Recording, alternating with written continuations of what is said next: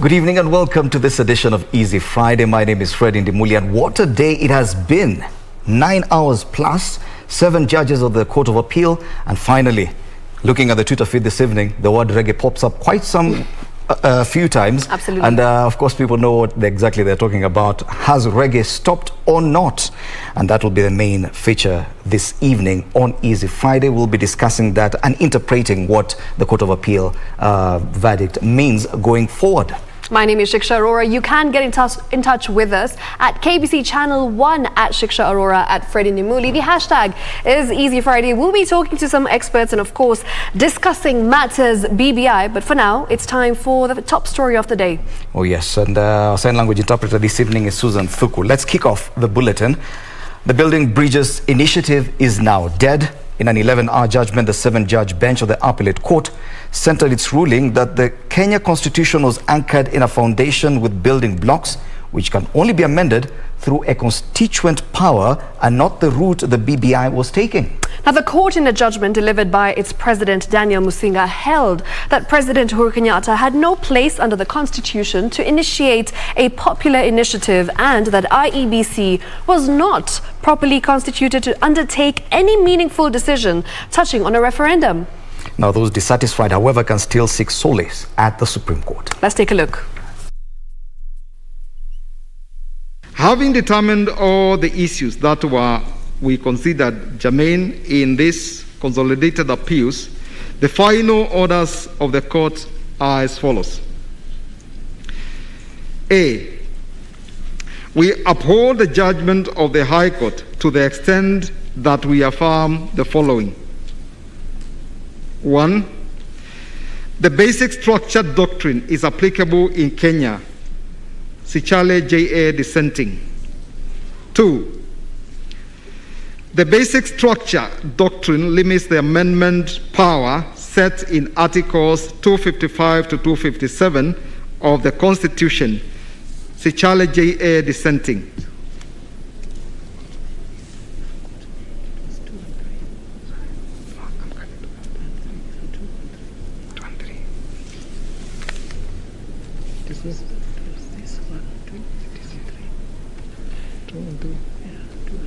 For you? Yes. Okay.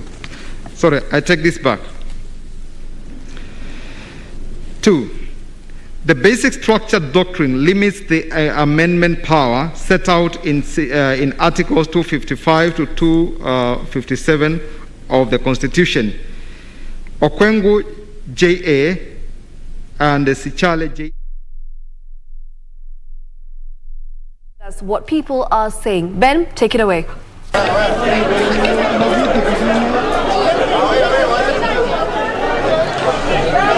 Good evening, coming to you live from Eldoret town in Uasin Gishu County, and you can hear from the background the mood here is very clear. Residents are excited.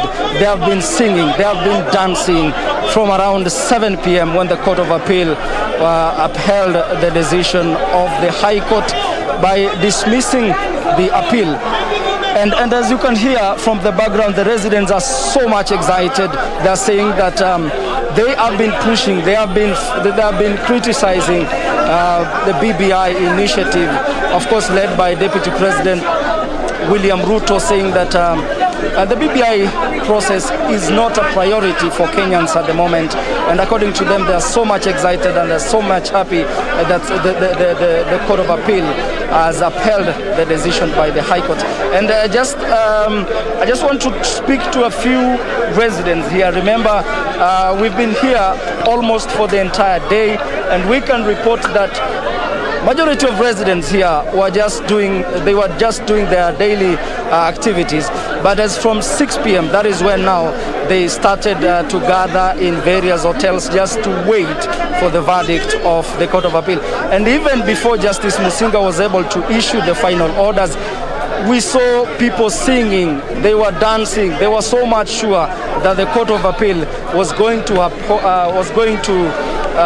stop the BBI process. So without much, let me speak to one of a candidate who is vying for the parliamentary seat Soy constituency under the UDA party.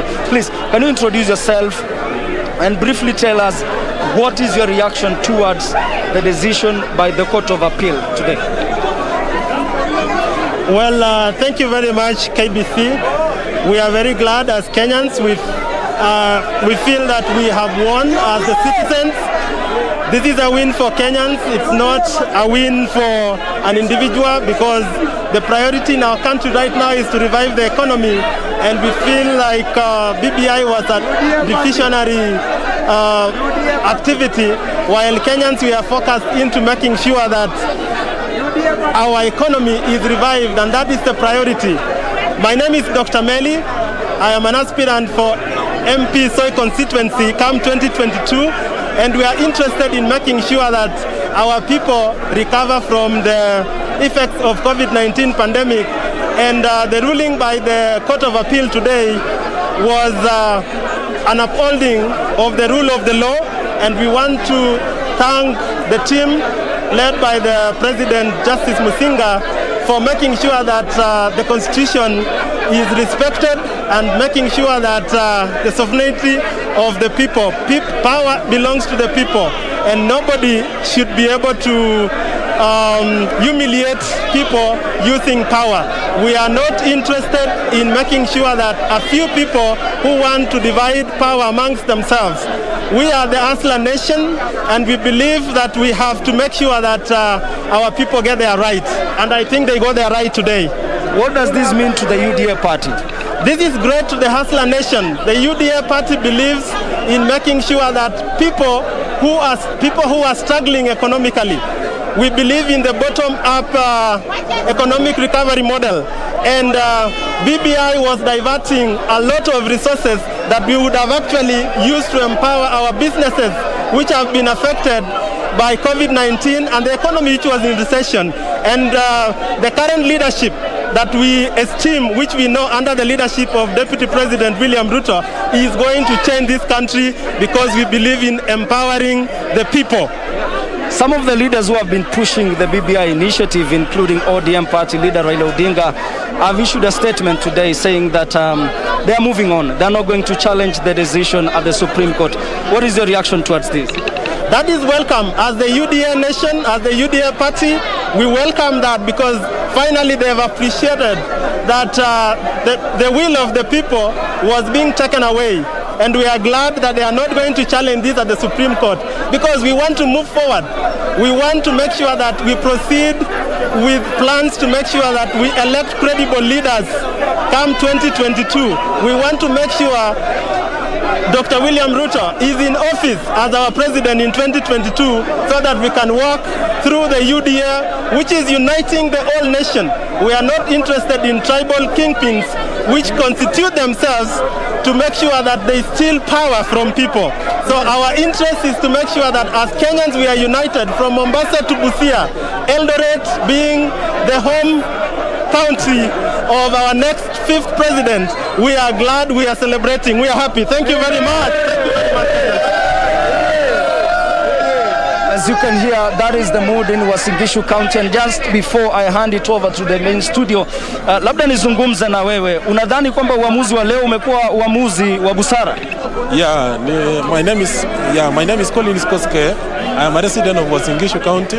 I'm also happy for the rule by the Court of Appeal.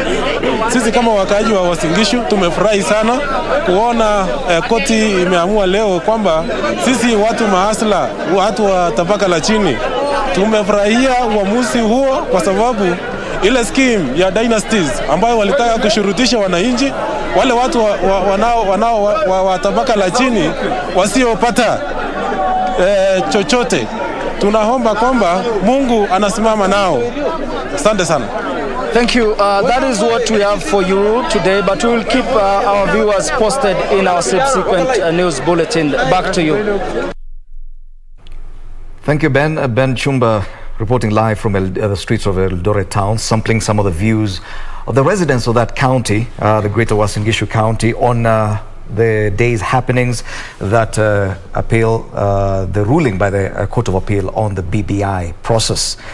We now move on to Kitui County, where we have Edward Kabasa. Absolutely. Let's speak to Edward Kabasa and see what people are saying, get some reactions in.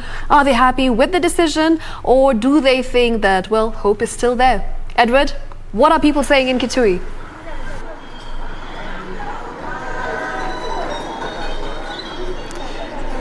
Good evening, Fred and Shiksha. A complete opposite of what you have seen from Eldoret.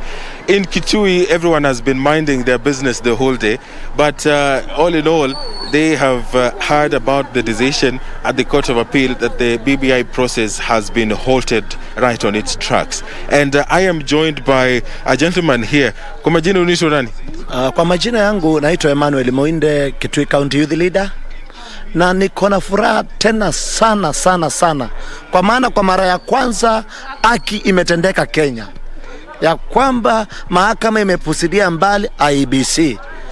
Chenye naomba Rais Uhuru Kenyatta na Naibu Rais William Samoei Ruto, hii pesa yote walikuwa wameweka juu ya kampeni ya BBI, hizo bilioni zote wakuje wazipe youths na akina mama wafanye biashara. Na ile ingine nataka kusema hapa ni kuwa ya kwamba Mungu amejidhihirisha ya kwamba utajiri unaanza chini ukienda juu, bottom up economy. Sasa hiyo ndio inaelekea na hiyo ndio itakuwa. Kwa hivyo hawa jamaa wakieleweke, lazima wajue ya kwamba Mungu ameamua, na chenye Mungu ameamua hakuna anayeweza kusimamisha. Kwa maana but the same BBI was proposing that more funds to be devolved to counties from the 15% to 35%. Don't you think that perhaps Wakenya wameadaiwa?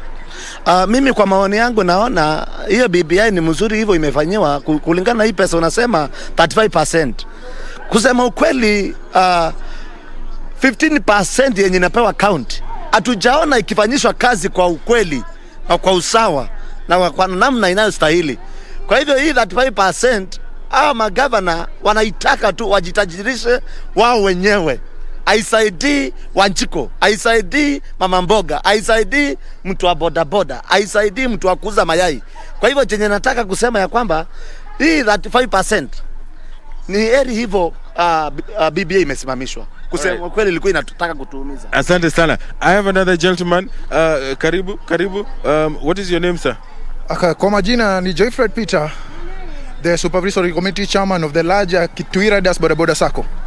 Yes. Now, what is your opinion on the failure by the BBI to make it through the Court of Appeal? Mimi kwangu ni sherehe, shangwe na nderemo, sababu tumeona ni kama kuanguka kwa BBI ni kuondolewa kwa mzigo kwa Wakenya. Mzigo ambao ulikuwa umebebeshwa Wakenya, ambao ingeleta mtafaruku katika hali ya uchumi wa Kenya. Kwa maana ukiangalia BBI ilikuwa inaleta kuongeza nyadhifa za uongozi kwa wakubwa wetu, lakini hakuna mahali BBI ilikuwa inaongelelea ama kwa undani kabisa vile ambavyo mwananchi wa kawaida angeweza kusaidika.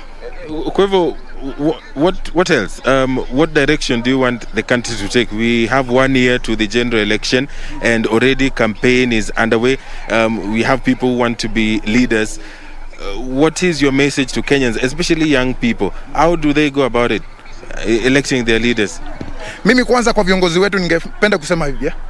Kwanza viongozi wetu wasimamishe siasa kabisa. Wachukua huu muda ambao umebakia kutuonyesha kwamba wanaweza kufanyia wananchi kile ambacho waliahidi. Huu sio wakati wa kupiga siasa. Huu sio wakati wa kupiga siasa duni za vita. Huu ni wakati wa kuonyesha wananchi kwamba unaweza tufanyia kazi, alafu tukishafika kwenye debe tutawapigia kura, tuchague yule anayefaa. Alafu kwa vijana wetu ningependa kusema hivi: huu ndio wakati wa kuchagua wale viongozi ambao watawanufaisha nyinyi kama vijana. Msidanganywe, msitishwe na siasa duni za kupiganishwa hapa na pale. Chagueni viongozi, sio wale wanaowapatia pesa, sio wale wanaowapa promises ambazo ni za uongo hapa na pale. Chagueni viongozi ambao mko sure ambao wataweza kuchukua sera za vijana, kina mama mboga na wale wengine wadogo ambao wakaweza kuwasaidia na kuwainua juu. All right, Fred and Shiksha, those are some of the views of residents of Kitui County. as the case was being determined at the Court of Appeal, largely everyone here was minding their own business. There is a lot that was happening, and of course there are those who were paying attention to the happenings at the Court of Appeal. And unlike Eldoret, Kitui County has been calm. There is not so much to celebrate, but according to what you have heard, there is that opinion that perhaps it's time for the country to move forward. Live from Kitui County, Kitui Town, I am Edward Kabasa. Back to you.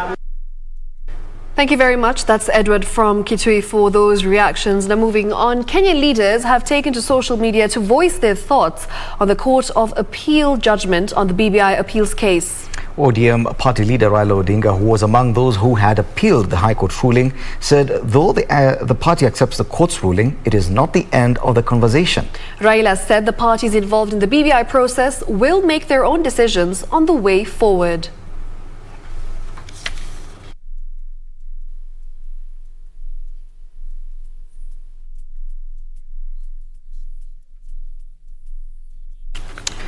Now, Mani National Congress party leader Musalia Mudavadi now says he respects the ruling by the Court of Appeal that has thrown out the BBI process. Mudavadi, however, says the process can be salvaged through Parliament. The Court of Appeal upholding the High Court ruling on BBI, therefore, 1.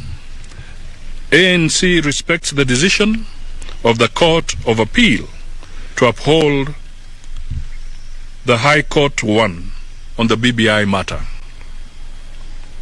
This buttresses our unwavering belief in the rule of law and independence of the judiciary and other independent offices and commissions set out in the Constitution.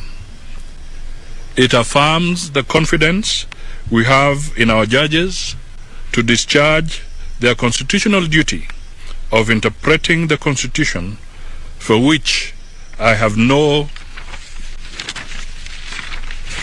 doubt they have done purely on the basis of their reading of the law and impartially as their oath of office requires of them. Secondly, ANC supported BBI for its beneficial clauses to Kenyans. When we say it is time to move on, we mean that those non-contentious articles in the Constitution of Kenya Amendment Bill 2020 can be salvaged through a bipartisan, national and parliamentary process. We therefore encourage Parliament to seize this moment and lead Kenyans in a collective process that salvages what is useful from BBI. Now, the basic doctrine structure of the Constitution formed the core ruling of the appeal against the High Court ruling nullifying the Building Bridges Initiative Bill. 5 of the Court of the Appeal judges were in agreement with the High Court that the Kenyan Constitution had a foundation that could be altered by the constituent power. Justices Fatuma Sichale and Rosaline Nambuye were all of the view that the Constitution was a living document and that Kenyans' hands should not be tied on how to change it. Justices Daniel Musinga, Patrick Kiage, Francis Tuyot, Kairu Gatembo and Hannah Okwengo affirmed the High Court decision on the basic structure doctrine and that it's part of jurisprudence and it's not an alien concept as some had submitted. But should a need for judicial inquiry arise as to whether a matter is part of the basic structure of our Constitution, then that inquiry will not be rudderless. Neither will it be an unguided exercise because it is firmly beaconed in Article 255(1). Independence of the judiciary should be entrenched in the Constitution. 2, the Constitution should ensure that there is no interference in the judiciary by the executive and by politicians. End of quote. If this is not executive interference in the work of the judiciary, then I do not know what else amounts to such interference. However, Lady Justice Fatuma Sichale differed with the High Court ruling, saying that the basic structure doctrine does not apply to Kenya because rigidity to amend the constitution could lead to a revolution. The findings of the High Court were not supported by the context, structure, and history of the Constitution 2010. The upshot of the above analysis is that the appellant's appeal on the non-applicability of the basic structure is for allowing. However, this is subject to the majority decision of this court. She also differed from the High Court ruling on the IEBC quorum issue. Verification of signatures is not a matter that arises out of the resolution or decisions made by the commissioners at a meeting of the commission, but one dictated by the operation of the law, as the process of verification of signatures is not a policy decision to require the IEBC to be quorate. Justices Tuyot, Gatembu, Kiage, Hannah Okwengu upheld the High Court ruling that IEBC had no quorum to undertake such a matter of verifying BBI signatures. The effect of the decision was to sustain the quorum at 5 or at least 4. To hold that the quorum could be anything less than half of the membership of 7 is to weaken the Commission. It is common ground that IEBC formulated administrative procedures to guide on the verification of signatures in support of a constitutional amendment,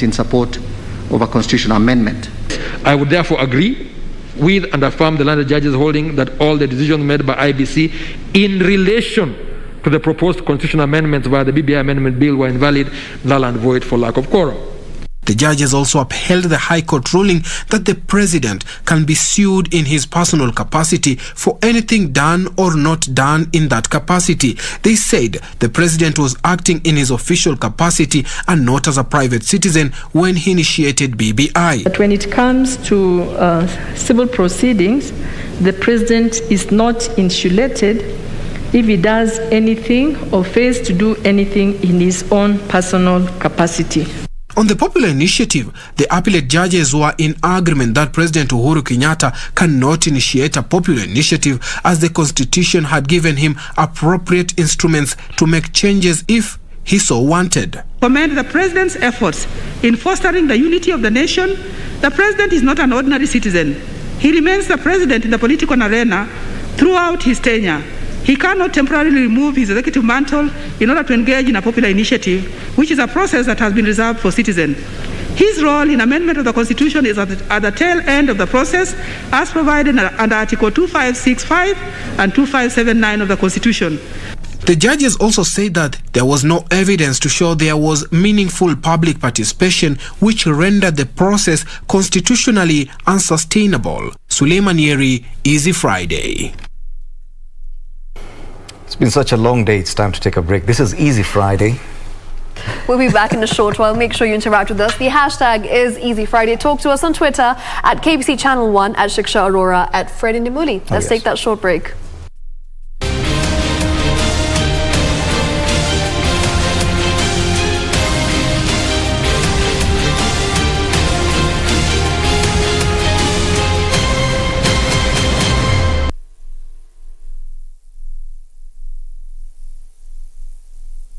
Kupata aliye mzuri kama skiza tune, bonyeza *811 *817 hash. Usiwahi kumwacha mtu mzuri kwa matarajio ya kumpata mzuri zaidi, kwani unaporejea kumtafuta aliye mzuri utampata alishaponyoka na kumpata anayemdhamini. Kupata aliye mzuri kama skiza tune, bonyeza *811 *817 hash. *811 *817 hash.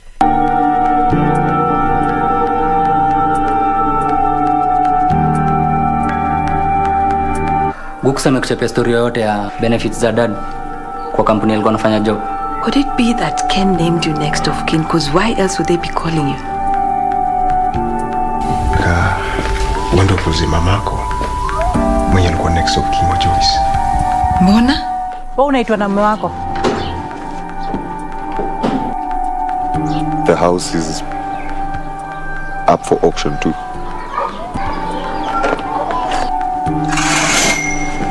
Get up. What? Unaonyesha nini mtoto? She has the worst hangover of her life. I think it's right time upatie our safe space. Be positive. You don't even have a job.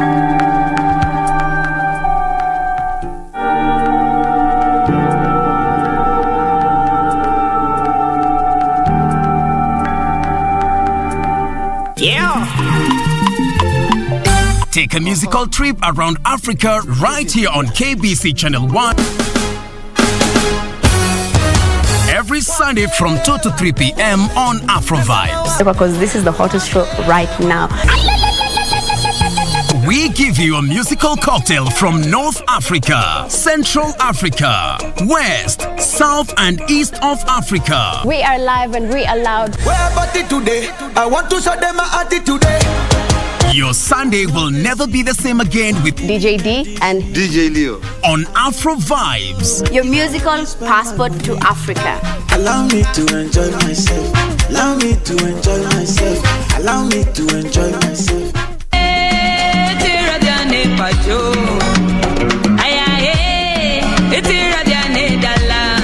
So when this time came, I knew there was something I wanted to say about Kisumu. Yeah. So that I had this Kisumu town. Yes. The picture in me, the people, the kind of transport. Yes. When you go to Kisumu, you can go by air. You know we are Jalus. Yeah.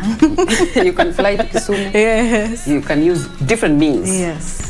I was in clubs, entertaining, dancing. I'm a good dancer. I was dancing Dombolo, your solo. If you know Dombolo, I don't know if you used to love Lingala music. I love Lingala. Me, I'm a serious dancer. I was, and I'm still a serious dancer. Yes.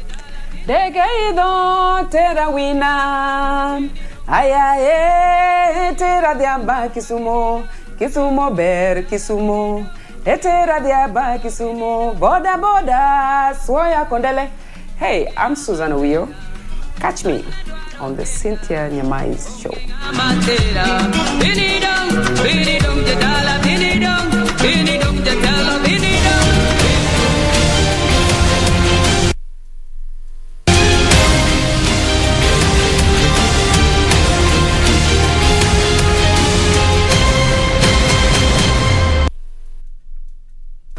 Welcome back. You're still watching Easy Friday right here on KBC Channel 1, and it's time to delve deeper into the big news of the day, and that is a Court of Appeal verdict on that appeal filed trying to salvage the BBI process. Remember, the High Court had nullified that entire process, and now the Court of Appeal has agreed with the High Court. Now, to help us discuss this matter, I have three gentlemen, fine gentlemen, officers of the court. They're all advocates, and on my immediate left we do have Stanley Kinyanjui, an advocate of the High Court, on Twitter at Stan Kinyanjui. Yes, that's correct. Karibu sana.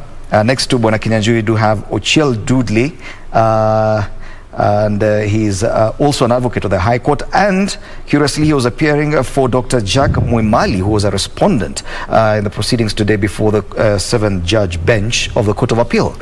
On Twitter he's at Ochiel JD. Karibu sana Bwana Ochiel. Thank you. And on my extreme left, Bwana Omayo Aranga, also an advocate of the High Court. On Twitter, Omayo_Aranga. Gentlemen, karibuni sana. Now, we're trying simply to break it down to the common wananchi, because it's been a very long day. For you officers of the court, you've been following word after word, pronouncement after pronouncement by the judges. And for us, the media, we've been covering the event the entire day, 11 hours non-stop. We cannot say it is unprecedented, but definitely one of those big days in Kenyan history. A few things do occur, and the major one is that according to the interpretation by many of the citizens, is that reggae has stopped. But has it? Let's start with you, Stanley. Well, we can indeed say that reggae has stopped, because the substantive part of the appeal has been dismissed. You know, what is really going to go into the hearts and the minds of Kenyans is that BBI has stopped. Because without the substantive part of the BBI, that is after it has been ruled unconstitutional, then there's nothing much we can do about it. It has been dead. And what I can confidently say as at this moment is that the High Court killed BBI. And the Court of Appeal can likely put it as the government pathologies to just come and confirm to the people what really killed BBI. Yet, according to our understanding, is that the Court of Appeal is not the final, has no final say. You could still go higher than the Court of Appeal, probably to the Supreme Court. And is that still a possibility? Yes, I see some parties going to the Court of Appeal, which will the Supreme Court? To the Supreme Court, sorry, yes. Which will have the final say on this matter. But remember, Fred, we've had 12 judges so far, and a majority of them have already said that the BBI process is unlawful. So that there isn't likely to be any much difference in my own view of the matter. But Bwana Mochel, you've interacted with the senior councils who are pushing this appeal process today, and was there any indication that any of them could actually pursue that route, go to the Supreme Court? Well, I've heard some of them saying that they would love to take a look at the judgment. Remember, we'll get copies on Monday and then talk to their clients, then they could decide what to do. So there is a possibility. Yeah, there's a possibility. But do you think it makes any sense for anyone to move to the Supreme Court? 12 judges later, the High Court and the Court of Appeal, basically what would the argument be, if at all, anyone goes to the Supreme Court? Well, Fred, my thinking is that the wisdom of having an appellate mechanism is to ensure that the same is exploited. Now, in as much as we have 12 judges who have made a determination on the same, there's every possibility of having, again, a majority. I want to be neutral because I want us to have the appeal mechanism as an academic exercise. So whoever is aggrieved, and you could see clearly from the parties before the Court of Appeal, the appellants, some of them give indications, some of the political players, you could see the Right Honorable Raila Odinga indicate that for him he has moved on, but for the rest of the players, they'll make individual decisions. And as my colleague has just indicated to you and our viewers, what is likely to happen is that by Monday, when we will have the certified copies of the judgments out, we're going to see the singular decisions by parties that were at the Court of Appeal. I want to insist that making an appeal is, in my view, not academic for the reason that it is provided for. Insofar as we have now 12 judges ruling or delivering a judgment against the BBI, there is still, whoever is optimistic will want to go there and argue their case. And with that optimism, and that has happened before. Yes. We've had a scenario in which you can find a High Court thinking otherwise, the Court of Appeal thinking otherwise, and the Court of Appeal overturning the two. So if at all probably the Court of Appeal had disagreed with the High Court, then probably the need for the Supreme Court to be drawn into this would be necessary. But even because you're talking about an academic issue, and I'm sure probably within legal circles, there are those who would want, probably for the sake of jurisprudence, just to see if what would the Supreme Court have to say about this. Would it be necessary now that the Court of Appeal has agreed with the High Court? Well, if you are to look at the circumstances as they are right now, in my opinion, I think it would be a very fruitless venture to go to the Supreme Court, because like I said at the beginning, there's the substantive part that holds the BBI process together, and that is whether it was legal or not. And if you look at the majority of the judgment, it goes directly to the heart as to whether it was illegal or not. You see, the question that was really prime in this circumstance was whether the initiative as initiated by the steering committee was legal. And once that was held to be illegal, then that's a gone case. And that's one of the big pronouncements today, the fact that the president cannot institute a popular initiative. Bwana Ochiel, where does that leave us now? Because probably we are still exercising our power within this constitution. We still do not know exactly where we can press, what we can poke here and there. Now, we have learned today that the president cannot institute popular initiative.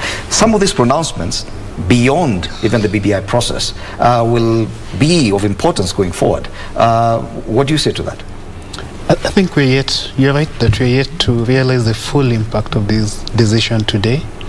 And on the point that you're speaking about, the court has affirmed Wanjiku's power by saying that Wanjiku's power is special, it's separate from those of elected representatives.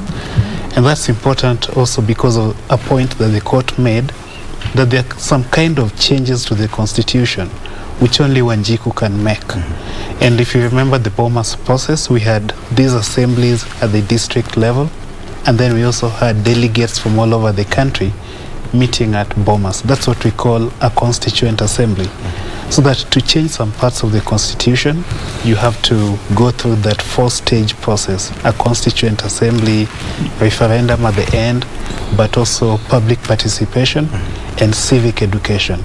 I think the court just puts Wanjiku at the center of this. And that's probably one thing that Wanjiku did not even know, just how much power Wanjiku holds in this entire process, or in any process when it comes to amending the constitution. Let's continue sampling some of the views from our viewers across the country. Timothy Kipnusu, my colleague, is in Nakuru. Timothy, what do the people of Nakuru say about the happenings today?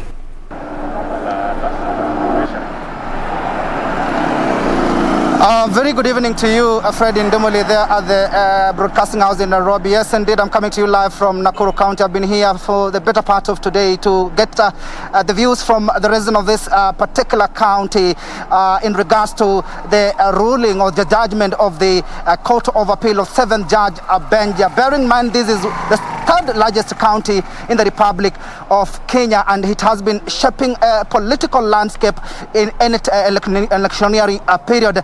And joining me is a gentleman. Tell us, how do you feel? What's your take about the decision that has been made by the 7th Judge bench? Yeah, sisi kama vijana tumefurahi sana majaji kuangusha BBI. BBI kama venye tulisema, reggae must stop. Yeah, tumeona reggae imesimama. Yeah, BBI was a waste of time. Hiyo ni kupoteza pesa. Vijana tungekuwa tumepewa kazi, tusaidie vijana wenzetu wapate kazi. Kuna vijana wengi hawana kazi, tungekuwa tumewasaidia vijana kama hawa wajiendeleze. Asante. Pengine nipate maoni mengine. Unaitwa nani, na pengine uamuzi wa majaji wa mahakama ya rufaa kuhusiana na kutupilia mbali mchakato wa kufanyia katiba marekebisho? Naitwa Robert. Kuhusu BBI ambayo imeangushwa, ninaungana na mkono na the 7 charges ya kwamba sisi kama vijana tuko na furaha leo kabisa kwa sababu ya hii monster ambayo inaitwa BBI. Unaona kwamba hii wakati BBI from 2017 awamu ya pili ya Rais ya Kenyatta, we have lost about 4 items kama Kenya. Ya kwanza ni chama Jubilee ambayo imeanguka. Ya pili ni what we call the Big Four agenda imeanguka. Ya tatu ni opposition ambayo ilikuwa very strong. Hiyo na pia imeanguka sababu ya BBI. Ya mwisho leo ni BBI yenyewe imekufa kabisa. Asante. Pengine maoni mmoja kutoka kwa mhudumu wa bodaboda kuhusiana na BBI. Raila Odinga ambaye alikuwa anaendeleza mchakato huu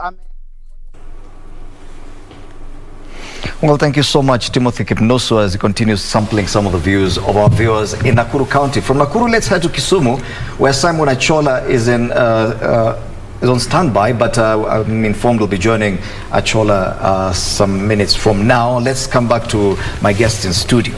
And there have been many pronouncements today. Away from the main fact that BBI has been halted, the entire process has been halted, there are issues to do with the IEBC and the fact that it does not have enough quorum to do quite a number of things. Probably you come in there, Bwana Omayo Aranga, and it is less than a year to the next general election.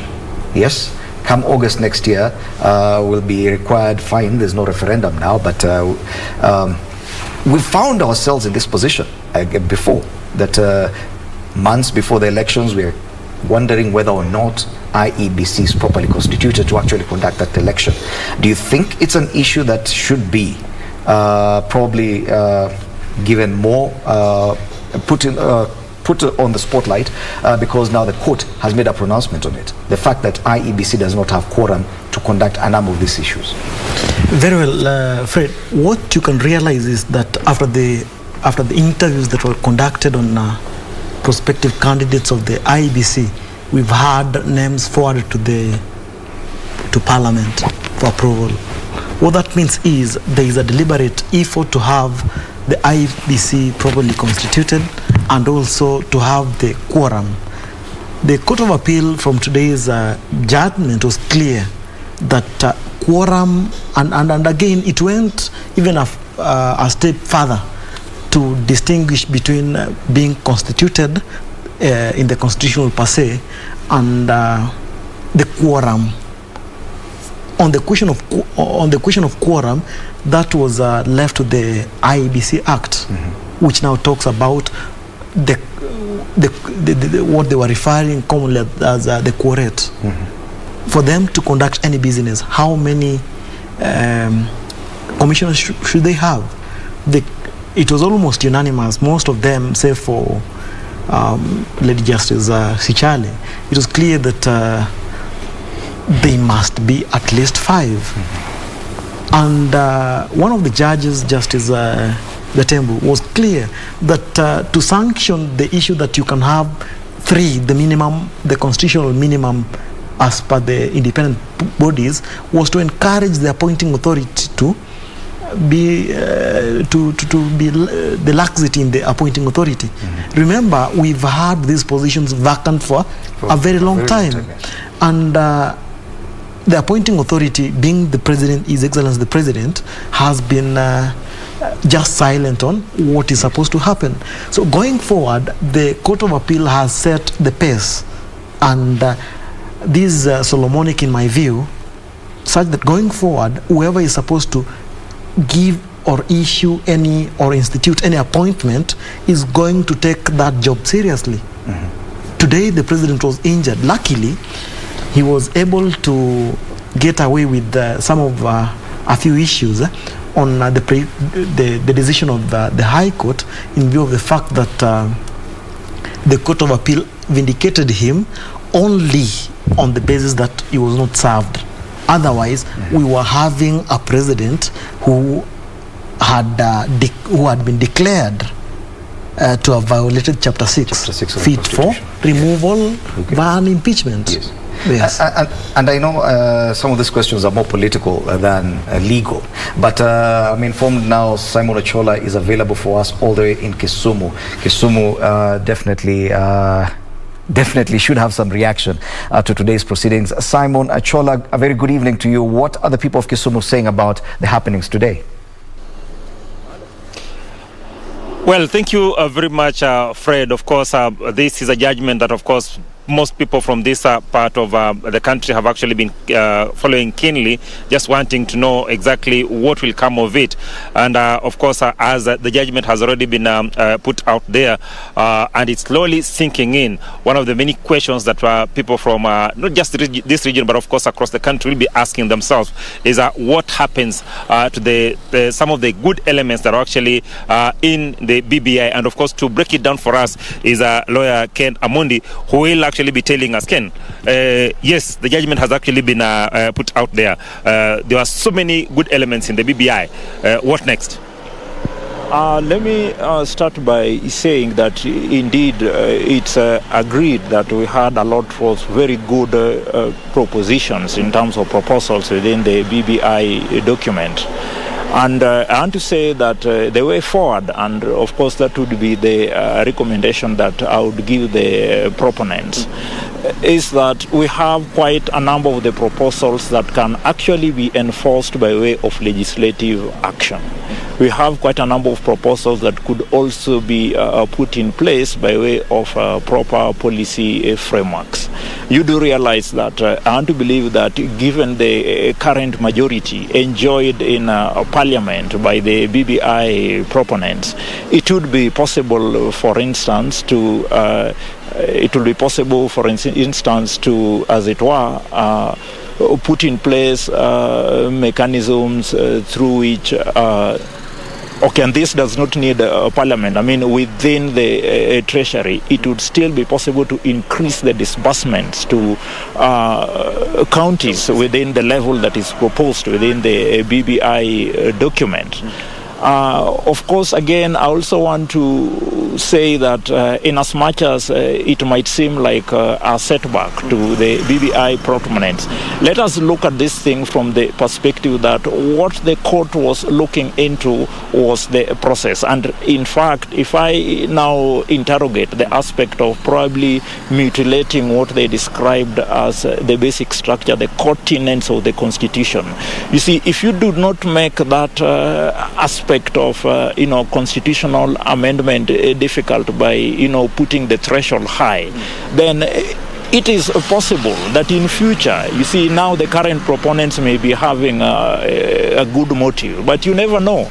In future, you may have a rogue for a president who might then, use the very same formula to mutilate the Constitution in such a way that, even tinker with the tenets like human rights and such like provisions. So that, let me say that the decision by the Court of Appeal should be taken as a proper learning experience. Let us therefore now see what are some of those proposals that we can put in place through legislative action, through policy action, and then of course when it comes to amendment of the Constitution, and more so when it touches on those basic tenets which are describing as the elements that cannot be easily amended, as it were, then we must have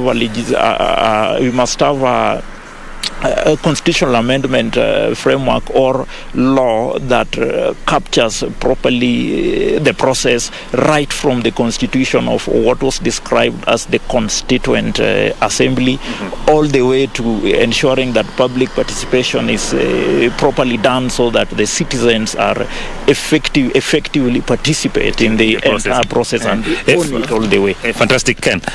Just in 10 seconds. Yes. The ruling has the judgment is already out there, yes. And of course we have said that the good elements in the BBI can actually be dealt with in terms of ensuring the policies and what have you from the Treasury to ensure that indeed they are actually implemented. Yes. Then what happens for the politicians? Just in 10 seconds.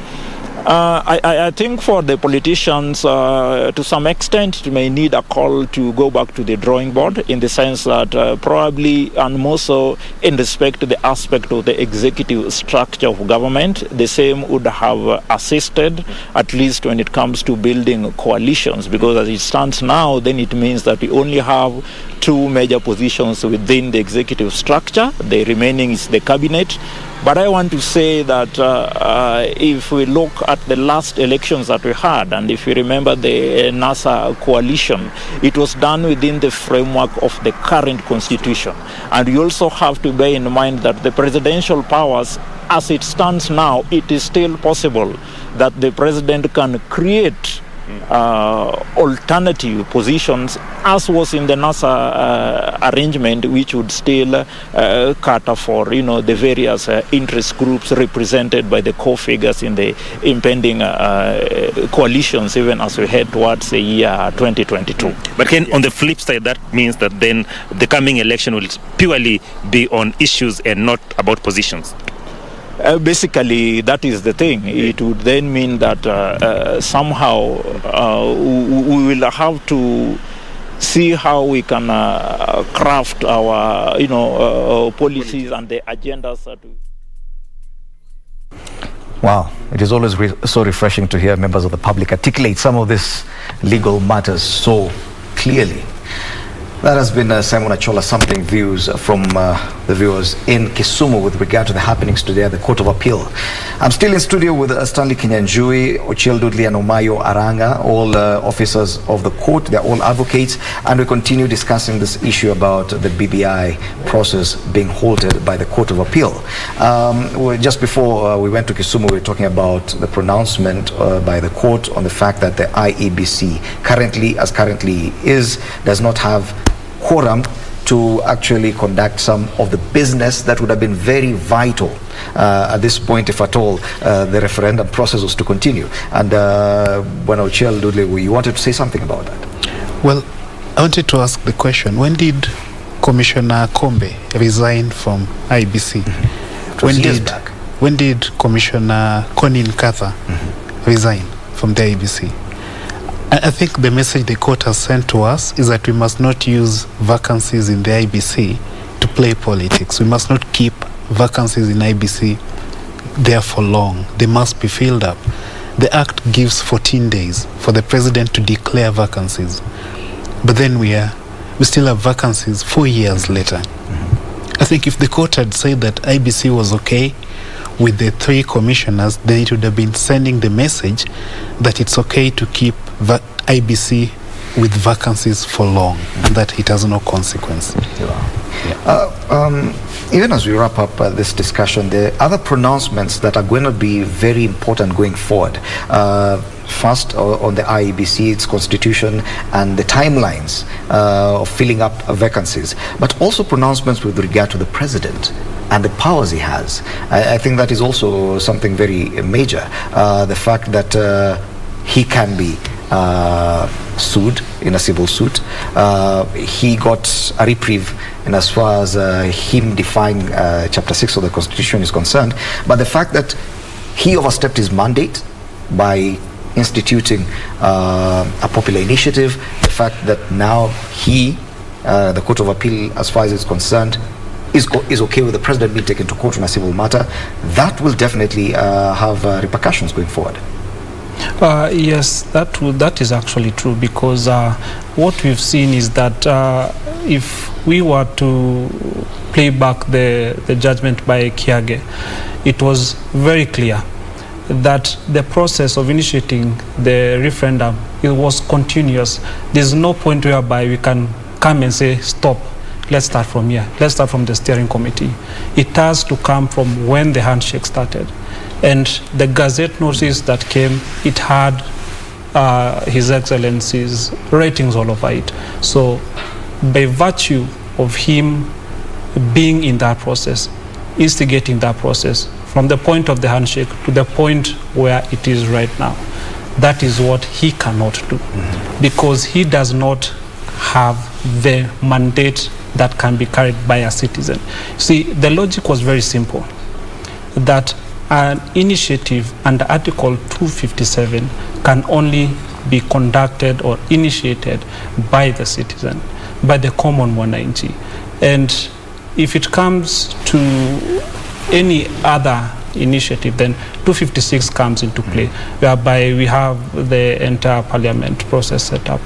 But as it stands, it is indeed a good message that there are limits that we can use the state power, and there is a way that the government, or rather the executive in this case, has to be tamed.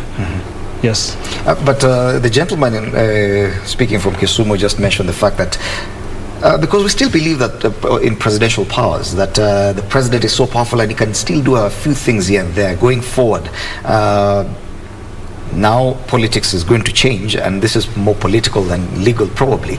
The fact that even the discussions we've been having so far about bringing people together probably for purposes of sharing positions, someone mentioned just now that the president can still do it, that probably he could come up with the same information that NASA had and still share out some positions.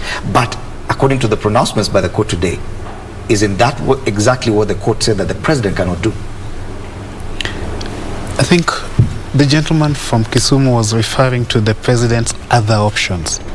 And is right that the president can still do it, because if there's a bill in parliament already that has taken off one aspect of BBI, the part that ministers can be appointed from parliament. You know, you can appoint a minister and then call him a prime minister. It would still arrive at the same destination. We would have a minister. So there's a bill in parliament. Maybe we need to take a look at that and see if it complies with today's judgment. Yes. Yeah. And of course, the many pronouncements by the Court of Appeal mean that we're gaining some new understanding of the Constitution and how we can conduct referenda going forward, and even elections and all these other processes.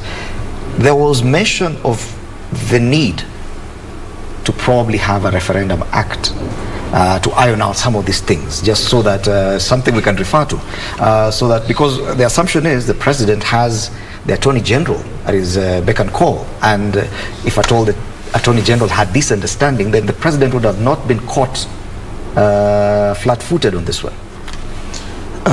Fred, perhaps before I answer your question, there was the immediate question you asked my learned counsels, officers of the court, on the issue of the guy from Kisumu.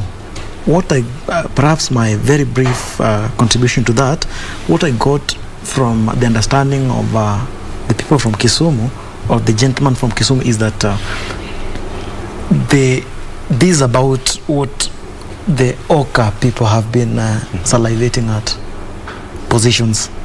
And while my learned friend indicates that you can still appoint a minister and call him a prime minister, remember, under the current dispensation, we have, the president has only the latitude of appointing up to 22 cabinet secretaries. And in the current dispensation, you will realize that still he has only one super minister in the cabinet minister for interior. Therefore, there is nothing that is going to change. So we're going to see political realignments based on what has happened, because it has far-reaching implications. People who are waiting to be deputy prime minister are not going to have those things. Okay. Now, perhaps the issue of the possibility of having a referendum act to actually guide us. With the issue of having a referendum act, you'll realize that most of the proponents, the people who are opposing what was happening with BBI, were saying that the IEBC could not conduct a referendum without laws stipulating on quite a number of issues preceding conduction of a referendum. Some of these issues could concern with could stipulate the actual conduct of IEBC on questions like verification. That was featured in today's judgment, that the court was a bit lenient, that it could not supervise how an independent body conducts itself. But where the court got or found IEBC flat-foot is the fact that proponents, my learned senior here will reliably inform you that they were saying that or they were in a way opining that there could be some scientific way of making sure that all the signatures were verified, had been verified scientifically by IEBC. That was not the case. IEBC depounding the affidavits that that was done by putting the names and signatures of those people on their website. The only technicality was that the duration within which that was rolled out, and that the general public were informed that the list of the people who are supporting the bill, the BBI bill, has been published, had not been done. That was the only thing. So rightly, as you said, we must have a law on some of these salient issues, on how that guide IEBC, for instance, on how to conduct itself. Yes. On the question of but Ochel, we've been accused of having laws just for the sake of laws. Don't you think that if we go that route, we'll just be adding more writing to paper, just having more laws for the sake of it? Well, I don't think so. If a referendum needs money, you'll need a secretariat, for example, campaign teams. If you as timelines, and timelines. If you as Fred had a proposal like the one Okoiti had a few years back, and you want to suggest an amendment to the Constitution, and a large number of people agree with you, 1 million, how do you process it? There's that gap now. Yes. There's the issue of funding for this campaign, because you need to fund them equally for the sake of transparency and fairness of referendum, because they're just like elections. So they should be funded equally. The referendum campaign committees. Okay. There's a gap in that area. So I think there's need for the law. Your opinion on the same as we wrap up? Well, mine is a little bit revolutionary, because we have a country whereby we have procedural laws. but there is the issue of implementing them or following them. And if I remember correctly, Professor Pierre Lumumba says that it is not the abundance of laws that make us a country, or rather it's not the abundance of laws that can govern us properly. We need to have an internal change. We need to change our behavioral DNA so that we can be able to do what is good and right. Okay. And the good thing is that right now Kenyans are very human rights conscious. We are very much aware of our rights, and the upshot of having these laws is that there will be litigation until one party eventually gives in. Wow. And it is really my hope that the executive actually gives in. It is not the abundance of laws that make us a country. Let's end it there. Thank you so much, Stanley Kinyanjui, an advocate of the High Court, at Stan Kinyanjui on Twitter. Do have Ochiel Dudley at Ochiel JD on Twitter. Incidentally, when Ochiel Dudley was appearing for Dr. Jack Muimali, a respondent in the appeal today before the Court of Appeal, and we also had in studio Omayo Aranga, also an advocate of the High Court. Thank you so much, gentlemen, for helping our viewers understand better what the Court of Appeal was talking about the whole day, because it was quite a lot of legal jargon. Time now for another break, and we'll have more news after this. Easy Friday.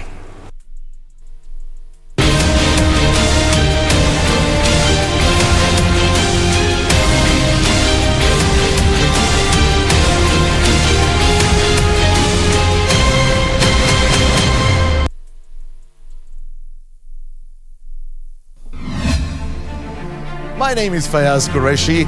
After a long spell, I'm back and ready. And conversation with a Kenyan legend on their work and life. Tune in to the Legends Edition this and every Saturday at 9 p.m. on KBC Channel 1.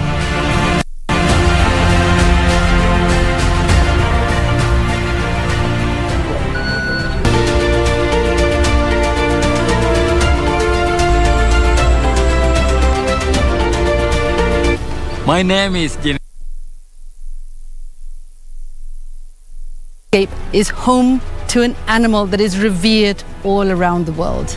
I love lions because many people think that lions are dangerous, but lions are not dangerous actually. So far we found a footprint of hyenas and leopard on this riverbed, but we haven't yet seen any signs of lions.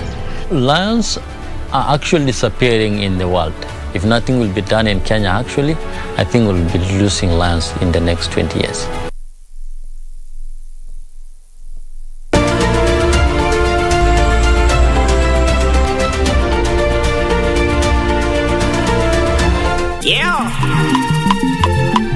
Take a musical trip around Africa right here on KBC Channel 1.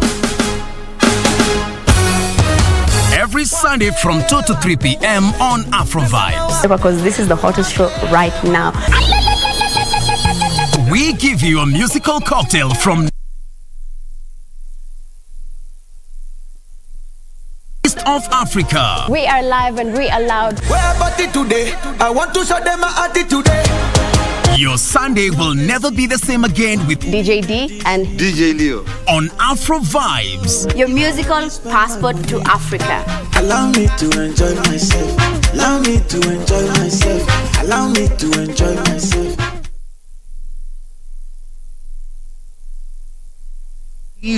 Get in touch swiftly on email newsroom@kbc.co.ke, call 0723 892 654 or 0734 780 124.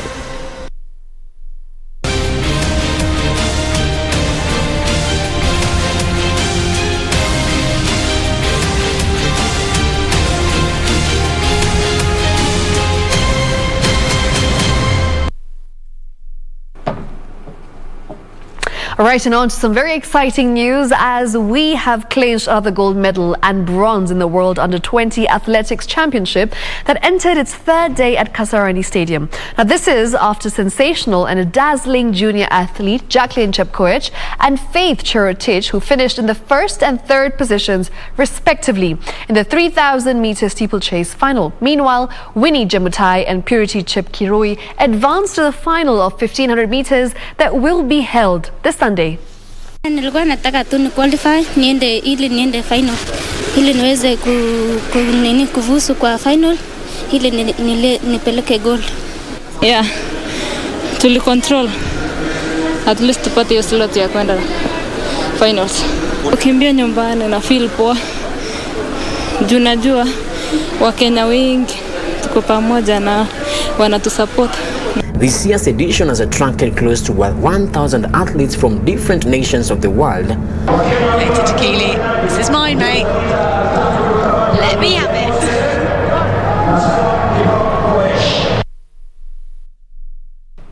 Well, definitely congratulations are in order for Jacqueline Chepkoech for winning that gold medal for Kenya. Absolutely exciting time indeed. All right, now moving on to the next story. The Kenya National Paralympics team is also a part of, the successful teams that have taken part this particular under-20 championships. Yeah. And we've seen many athletes emerge winners. Of course, Kenya right now has a couple of goals, which Yes. we will definitely be seeing more of in the future. And that's why we're finishing this particular edition of Easy Friday on an absolute high. Oh yes, 20th of August 2021, the day when the Court of Appeal upheld the High Court judgment shielding the Constitution from amendments through the Building Bridges Initiative. Remember, Easy Friday continues. Shiksha has some very interesting interview after this. Absolutely. We're speaking to Ruguru, so make sure you're tuned in.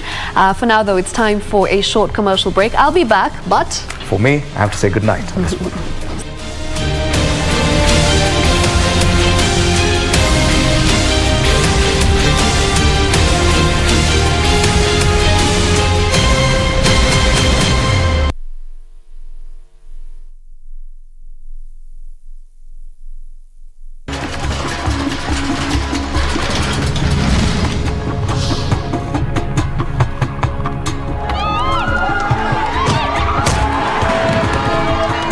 Nimetroa kutafuta job na hakuna. Unafikiria mimi nasikiaje? Mimi nimeumia shingo, siwezi hata kufight. Hata wewe unaweza na kubox. Listen, hakuna mwanamke asha participate kwa underground fights. Mimi ndiye nitakuwa first. Nimeleta rent. Unafikiria naweza chukua hizi chapa?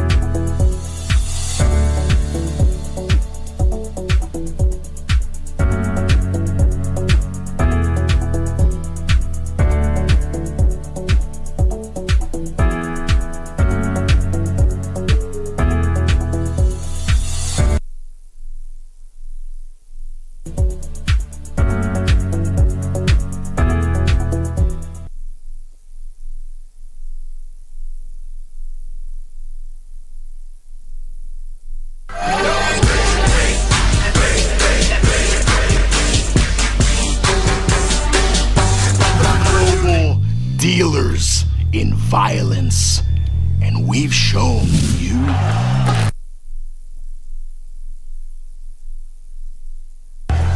So you have a challenge for us that we accept.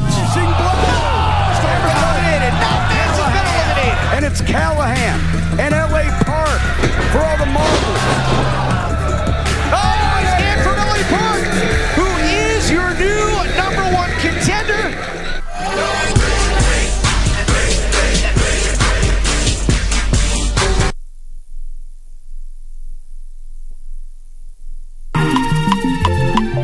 Take a musical trip around Africa right here on KBC Channel 1. Sunday from 2 to 3 p.m. on Afro Vibes. Because this is the hottest show right now. We give you a musical cocktail from North Africa, Central Africa, West, South and East of Africa. We are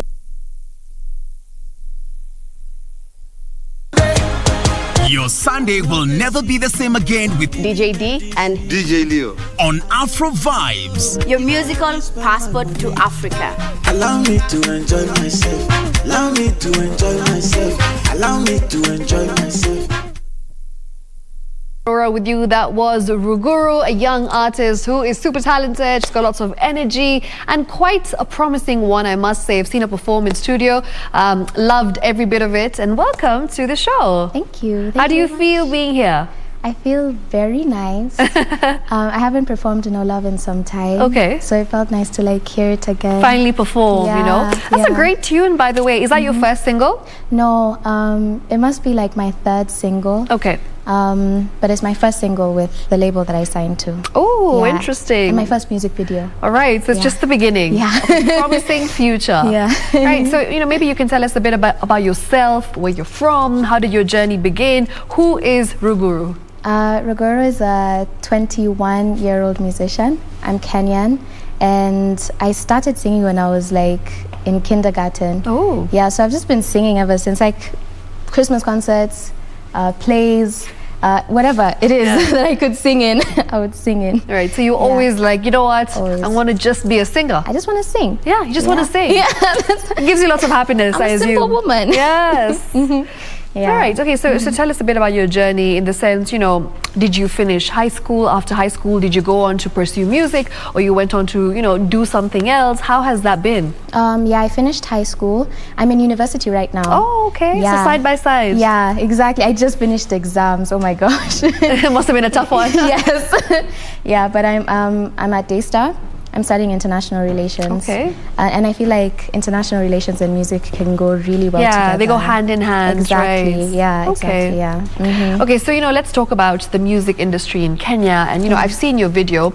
I think it's a pretty well shot video. In terms of budgets, in terms of all of that, you're just 21 years old. And how has the journey been so far? You know, trying to come up with big budgets, to come up with a video that looks like that. And of course, getting signed under a new label. So how has that process been? It's been tricky, that's for sure.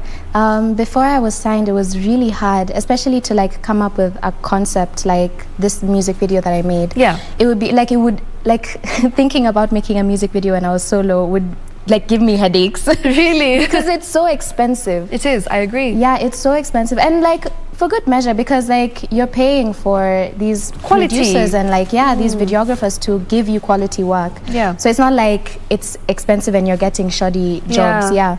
But like when you're by yourself, it's a lot. Yeah. So I had like the advantage of being signed and having my label like provide the music video for me. Oh, that's amazing. So like I'm really happy about it because like it saved me a lot of stress and a lot of money that I didn't have. Yeah, so I'm really happy about that. The label like came in, we made the songs. It's been like a really nice dynamic that we have going on because before I'd have to worry about, okay, studio time. I need money for studio time, I need money for a music video, I need to pay producers, I need to pay a sound engineer, I need to That's a lot. Yeah. That's a lot that you've got going on. I have to write and I have to sing. And you have exams and you're in school. Exactly. Wow. Yeah, so it would be a lot like thinking about it. But like with the label now, they came and they took that aspect of like, you know, planning, you know, you have studio time, you have to do this, you need this producer, all of that. All I do now is just like make music, and I'm so happy about that. Yeah, which makes you happy at the end of the day, because you know you've got everything else covered in terms of the stress, you know, and the behind the scenes. Nobody really knows how hard it is and how challenging it is being a young artist to break through and of course come up with money and budgets to be able to fund your music videos. Exactly, it's so hard because like if you think about it, like 100%. Like 70% of your time and energy is going to planning, the business side of music. The 30% that you're left with is now like, okay, I need to make music. So you won't make quality music because you don't have your 100%. Like you don't have that. And I'm so like, I look up to solo artists because I know that it's really stressful. So I understand like, you're actually doing this all by yourself, and you're making quality music. It's commendable. It is. Yeah, absolutely. And you know, since you've mentioned the stress of having to go through all of this, and of course still being able to produce quality music as well. So for young artists, do you think that right now it's much harder to break through? I feel like it depends. Okay. Like on your drive. It depends on your drive and your talent, and also connections as well, like building friendships. Connections is everything. Exactly. Building friendships like within the industry, because it can take you so far. Yeah, it can take you places. Exactly. So it really depends on how you go about it. If you just make music and then you just like put it and you're just like, okay, that's it. I don't know what will happen. But if you actually go out and like market yourself and you push yourself on social media and you network. Exactly. It will go so well. So it depends. Like, I feel like young people as well, they have so much energy. We have so much energy. Absolutely. Exactly. Yeah. And we've come up with so many like new things, like especially like young people in Kenya. We've come up with a lot of new genres and like different types of music. So what would you say is your genre of music, and what kind of music are you interested in doing in the future? My genre right now is more like, it's like a fusion of a lot of things, because usually when I like a beat, I will sing on it. So right now it's just Afro pop, Afro R&B.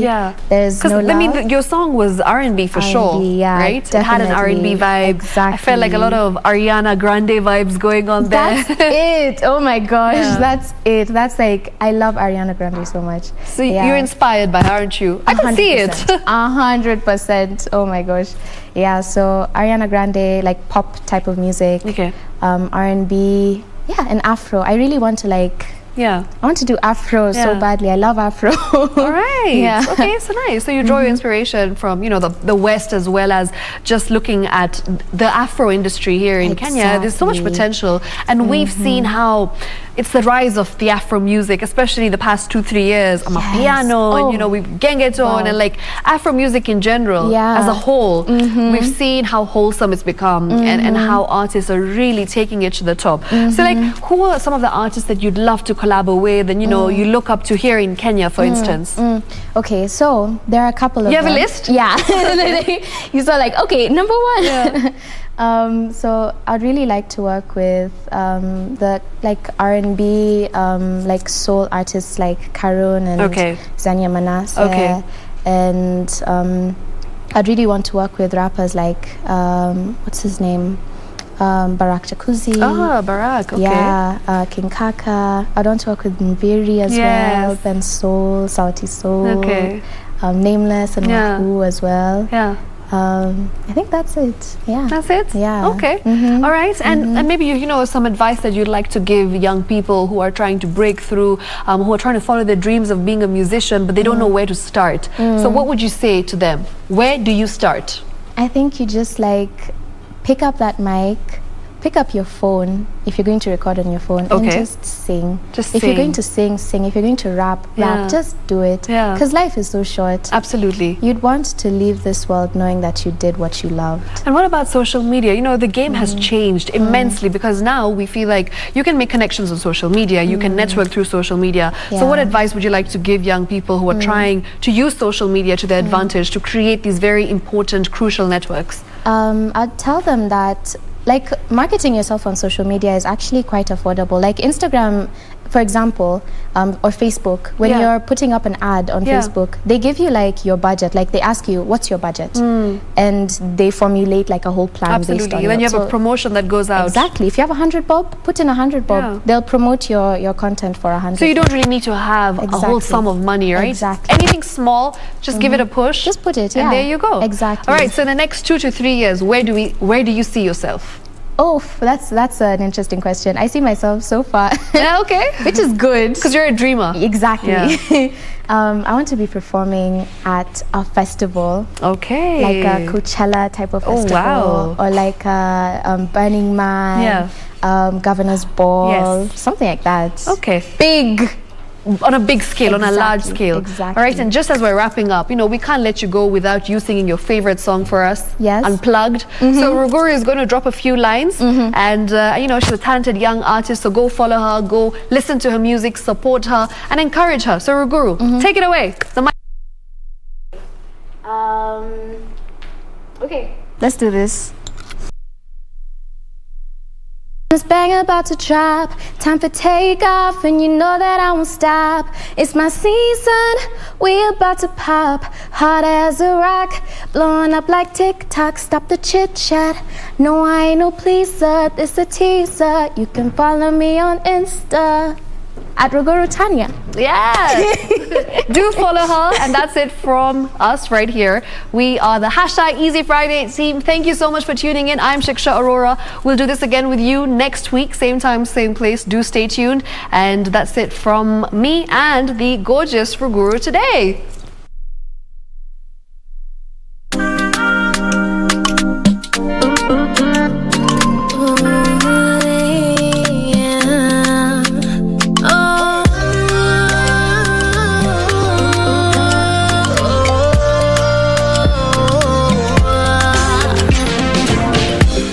Kuna ishu ilikuwa inanisumbua maishani na moyoni.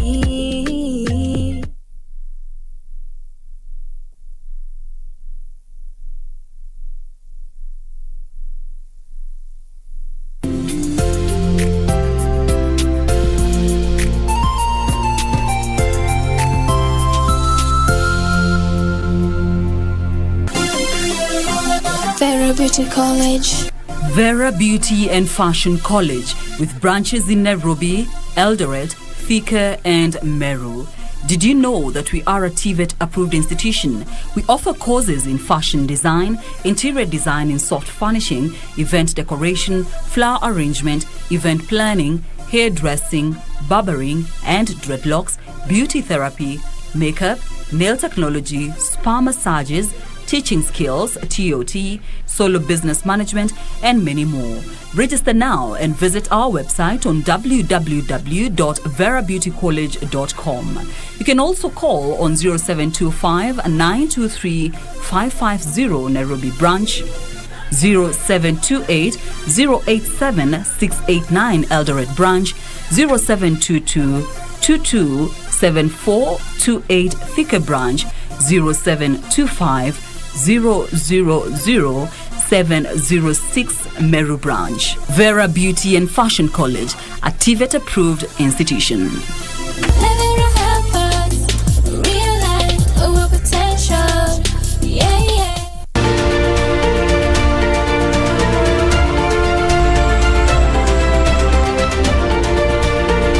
My name is Generia Lake Lily and I'm a wildlife warrior.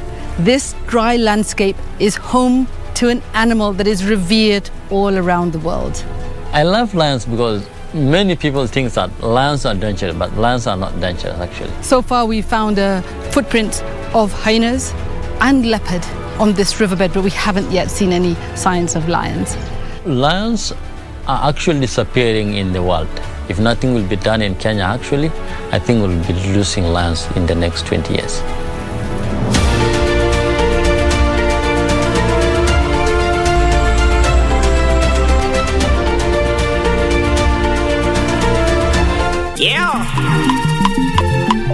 Take a musical trip around Africa right here on KBC Channel 1. Every Sunday from 2 to 3 p.m. on Afro Vibes. Because this is the hottest show right now. We give you a musical cocktail from North Africa, Central Africa, West, South and East of Africa. We are live and we are loud. Where party today? I want to show them my attitude today. Your Sunday will never be the same again with DJ D and DJ Leo on Afro Vibes. Your musical passport to Africa. Allow me to enjoy myself. Allow me to enjoy myself. Allow me to enjoy myself.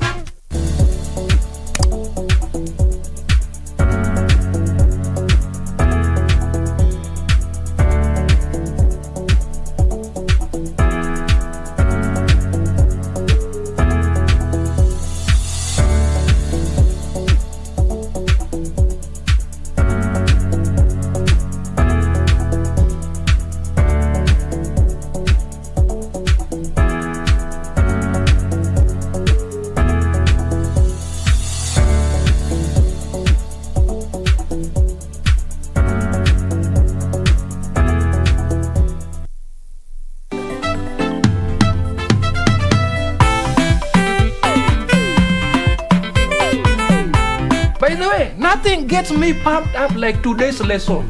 I hope teacher is coming. Now you want me to speed out my business strategy. Sisitio, unaniona nikikaa paka ama nini?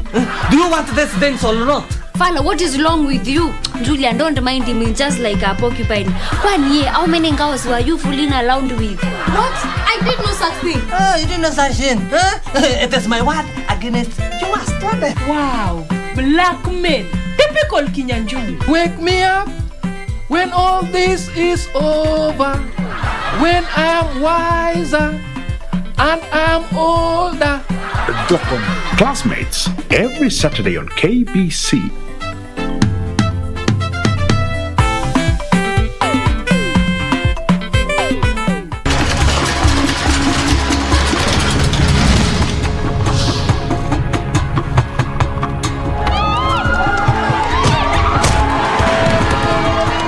Nimetry kutafuta job na hakuna.